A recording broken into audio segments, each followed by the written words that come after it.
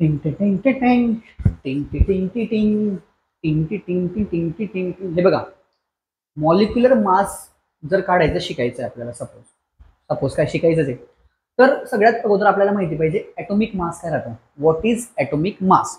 एका लेक्चरला, मागच्या लेक्चरला घेतलं होतं की सर ॲटॉमिक मास म्हणजे टोटल नंबर, तो ॲटॉमिक मास नंबर होता. ॲटॉमिक मास नंबर जसं मी इथे लिहिलेलं बघा, सपोज कार्बन घेतलं 6 आणि 12.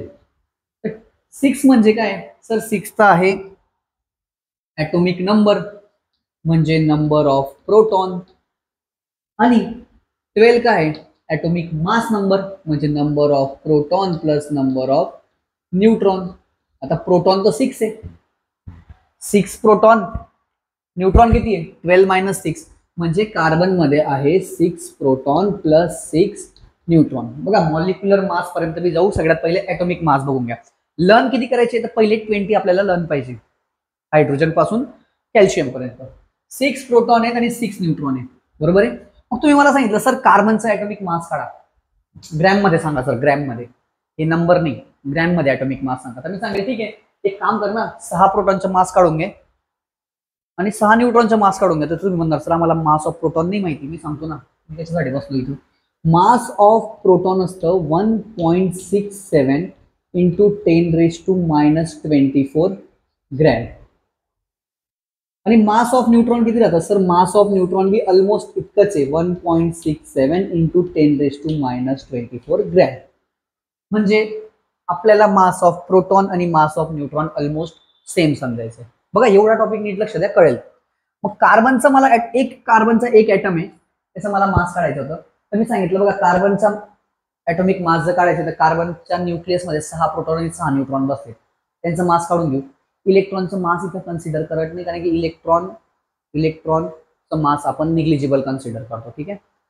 तर मी काय केलं, कार्बनचा ॲटॉमिक मास काढायचं होतं, तर मी केलं मास ऑफ प्रोटॉन इंटू 6, कशाला, कारण की 6 प्रोटॉन आहे, plus mass of neutron into 6.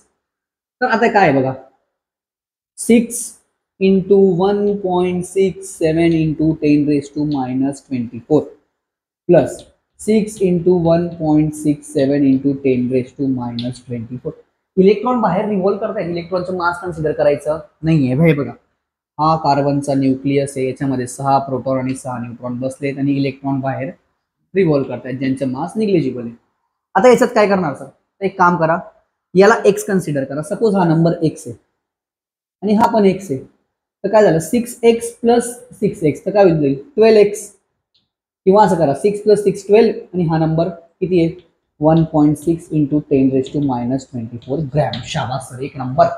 म्हणजे कार्बनच्या एक ॲटमचं मास किती येतं सर, इतकं येतं. किती येतं 12 इंटू 1.6 इंटू 10⁻⁻24. 12 काय कार्बनचा mass of proton plus mass of neutron, म्हणजे ॲटॉमिक मास नंबर आहे. म्हणजे ॲटॉमिक मास नंबरला जर मी या नंबरने मल्टिप्लाय केलं, तिथं 7 घेऊन घ्या, नाराज होऊन आपले रोनक, तर मला काय भेटेल, कार्बनच्या एक ॲटमचं मास भेटेल, ते पण कशामध्ये, ग्राम मध्ये. सपोज तुम्ही मला सांगितलं सर ऑक्सिजनचं सांगा, ऑक्सिजन, तर मी सांगेल ऑक्सिजनकडे 8 प्रोटॉन आहेत, 8 न्यूट्रॉन आहे. तर ऑक्सिजनकडे total number of proton plus neutron किती आहे 16. एकचं मास किती राहतं सर 1.67 इंटू 10⁻⁻24 ग्राम, ठीक आहे ना. Atomic mass number into this number, तेव्हा आपल्याला भेटतं त्या एलिमेंटच्या एक ॲटमचं मास. तर दरवेळेस आपण हे तर बोलू शकत नाही की सर इतका मोठा नंबर बोलायचा. तर सायंटिस्ट लोक म्हटले की एक काम करा, ह्या नंबरला आपण बोलू यू. काय बोलायचं यू. म्हणजे तुम्हाला कोणी विचारलं कार्बनचा एक ॲटमचा मास किती आहे, तुम्ही सांगणार 12 यू. यू म्हणजे डाल्टन, 12 यू म्हणजे 12 डाल्टन. ऑक्सिजनचे किती राहील 16 यू म्हणजे 16 डाल्टन. समजते, समजते, व्हेरी गुड. तर आता बघा, हे प्रवचन बंद करू आणि आपण आता समजून घेऊ की जितका पण ॲटॉमिक मास नंबर असतो त्याला त्याच्या पुढं यू लिहिलं तर ते होऊन जातं एक ॲटमचं मास. आणि यू म्हणजे काय राहतं, यू म्हणजे असतं सर डाल्टन, किंवा ॲटॉमिक मास युनिट पण म्हणतो याला, ॲटॉमिक मास युनिट.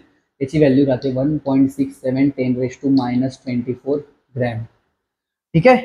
आता बघा, तुम्हाला सगळ्यात इम्पॉर्टंट काय माहिती का, मॉलिक्युलर मास काढायचं जर शिकायचं आहे तर सगळ्यात पहिले पहिल्या 20 एलिमेंट जितके पण आहेत ना बुकमध्ये दिलेले त्यांचं ॲटॉमिक मास तुम्हाला लर्न पाहिजे. जसं की हायड्रोजन, हायड्रोजनचा atomic mass 1, atomic number 1, atomic mass be 1. या बिचाराकडे एकच प्रोटॉन आहे, न्यूट्रॉन नाही आहे. ठीक आहे. हायड्रोजन नंतर येतो हेलियम 2, याचा ॲटॉमिक मास आहे 4. ठीक आहे. मग तुम्हाला विचारलं कोणी हेलियमच्या एक ॲटमचा मास सांग, तुम्ही सांगायचं 4u. हेलियमचा ॲटॉमिक मास नंबर 4. ठीक आहे. हायड्रोजन, हेलियम, लिथियम याचा आहे 7, बेरिलियम याचं 9, बोरॉन 5 याचं 11, कार्बन 6 याचं 12, बेरिलियम, बोरॉन, कार्बन, नायट्रोजन 7 याचं आहे 14, ऑक्सिजन 16. ठीक आहे. मी इकडे लिहित जातो, ते तिकडचं दिसेल का रे?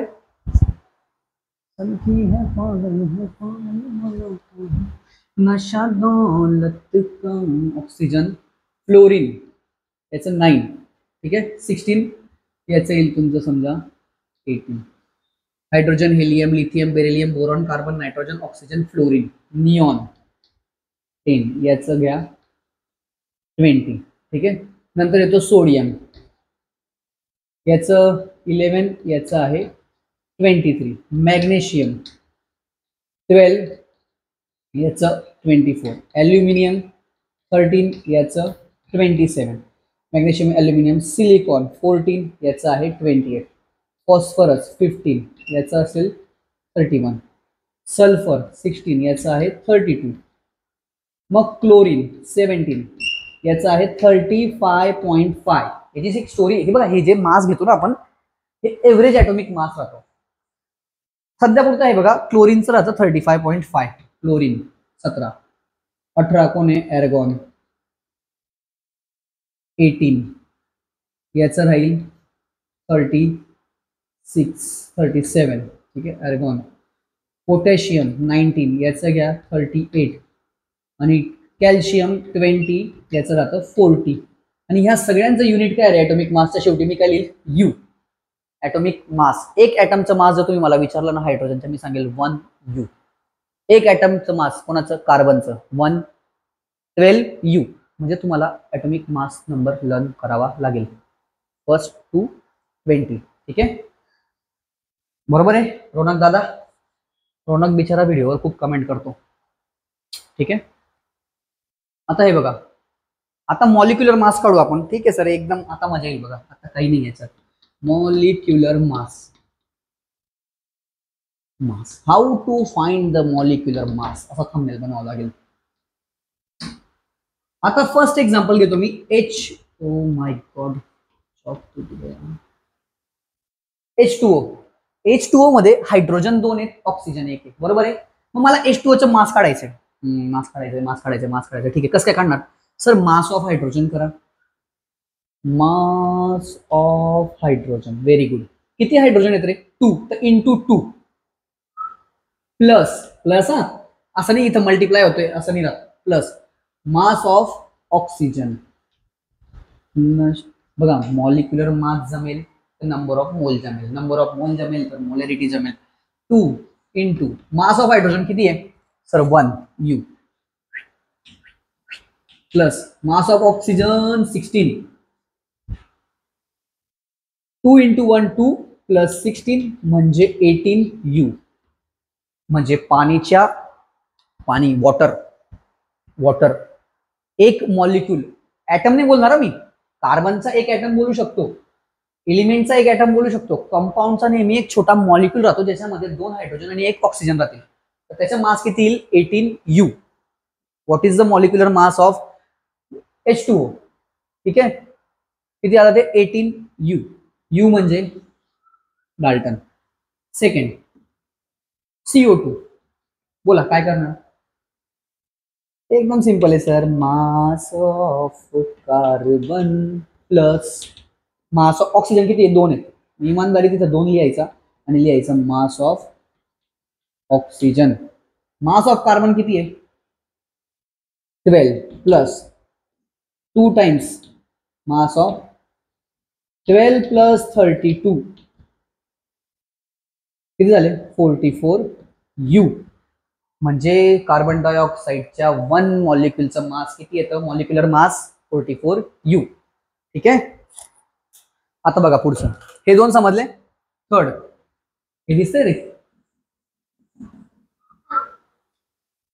थर्ड एक्झाम्पल, सपोज माझ्याकडे आहे HCl. याचा मास कसा काढेल मी? सर काय काय एलिमेंट कोणते कोणते?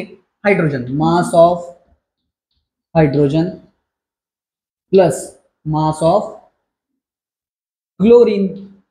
याचं मास 1 प्लस त्याच्या 35.5 किती झालं? हे 36.5.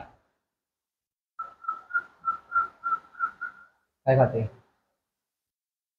मी ना इकडं थांब. हे समजलं? आता बघ काय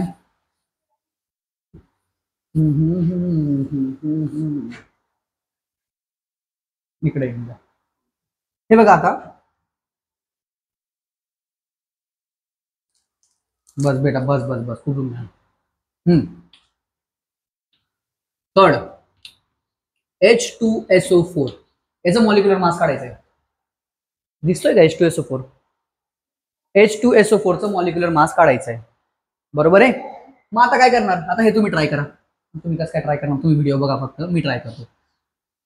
2 times mass of hydrogen plus mass of sulphur plus 4 times mass of oxygen.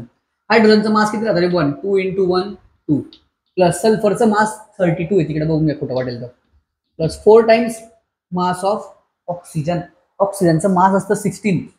4 × 16 2 plus 32 plus 64 म्हणजे 98. 98 काय सेंटीमीटर मीटर काहीच नाही सर. 98U म्हणजे 98 डाल्टन. Fourth question.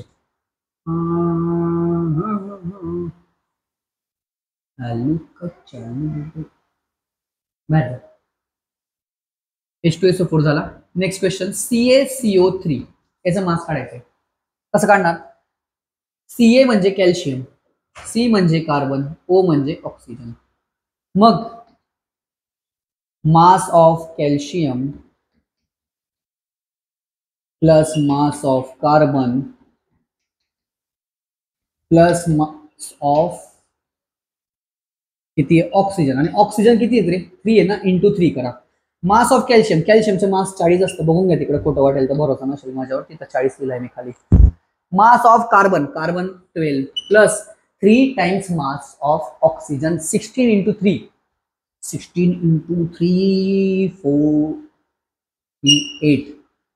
16 × 3 किती होतात? 48.